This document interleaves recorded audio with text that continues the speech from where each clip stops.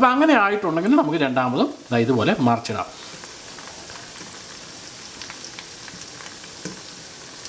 അതല്ലാതെ ഇട്ട ഉടനെ നമ്മൾ മറിച്ചിടാൻ പോയി കഴിഞ്ഞാൽ ഇതെല്ലാം പൊടിഞ്ഞു പോകും.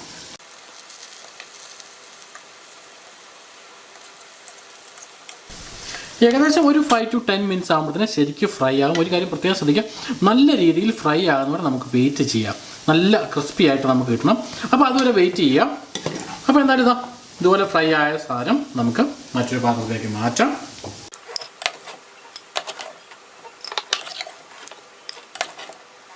അപ്പോൾ അതിന് ബാക്കിയുള്ളതും കൂടി നമുക്കൊന്ന് ഫ്രൈ ചെയ്തെടുക്കാം. ഈ ബോളിന് പ്രത്യേകിച്ച് ഷേപ്പായിട്ട് ഒന്നും തന്നെ വേണമെന്നില്ല. നിങ്ങൾക്ക് ഇഷ്ടമുള്ള ഷേപ്പിൽ ചെയ്യാവുന്നുള്ളൂ. അധികം പരത്തരുത് എന്ന് മാത്രം. അപ്പോൾ അത് ശരിക്കും ഫ്രൈ ചെയ്ത് കഴിഞ്ഞാൽ ഇതുപോലെ ഇരിക്കും. നല്ല കട്ടിയായിട്ട് അത്യാവശ്യം നല്ല ക്രിസ്പി ആയിട്ട് നമുക്ക് കിട്ടും. സത്യം പറയാം, ഇത് ഈ സമയത്ത് വേണമെങ്കിൽ നമുക്ക് കഴിക്കാവുന്ന, നമുക്കൊന്ന് ട്രൈ ചെയ്ത് നോക്കാം. നല്ല മസാലകളുടെ വെളുത്തുള്ളിയുടെ ജിഞ്ചർ ഗാർലിക്കിൻ്റെ അതോടൊപ്പം തന്നെ കറിവേപ്പില എല്ലാ ടേസ്റ്റോട് കൂടിയ നല്ല ക്രിസ്പി ആയിട്ടുള്ള ഒരു സംഭവം ഇൻസൈഡ്. അപ്പോൾ ഞാൻ സത്യം പറയാം, നമ്മുടെ കുക്കിംഗ് തീർന്നിട്ടില്ല. ഇനി നമുക്ക് കുറച്ച് കാര്യങ്ങൾ ചെയ്യാനുണ്ട്.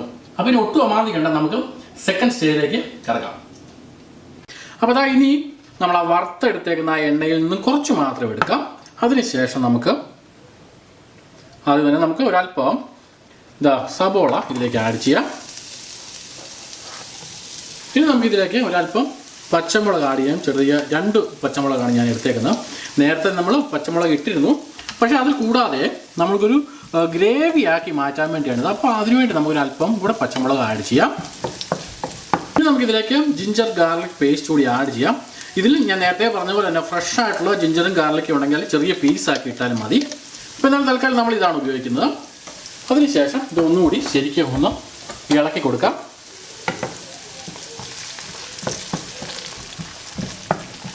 നമുക്കിതിലേക്ക് ഒരല്പം ഉപ്പുകൂടി ആഡ് ചെയ്യാം. അധികം വേണ്ട.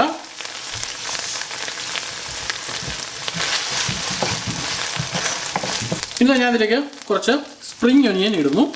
ഇത് സ്പ്രിംഗ് ഒനിയൻ നിങ്ങൾക്ക് അവൈലബിൾ അല്ലെങ്കിൽ സ്പ്രിംഗ് ഒനിയൻ ഇട്ടില്ലെങ്കിലും കുഴപ്പമൊന്നുമില്ല. അതോടൊപ്പം തന്നെ ഒരല്പം ക്യാപ്സിക്കം ചെറുതായിട്ട് പീസാക്കിയ ശേഷം അതുകൂടി നമുക്ക് ഇതിലേക്ക് ആഡ് ചെയ്യാം. ഇത് മൊത്തമായിട്ട് ഒന്നുകൂടി ശരിക്കും ഒന്ന് മിക്സ് ചെയ്യാം.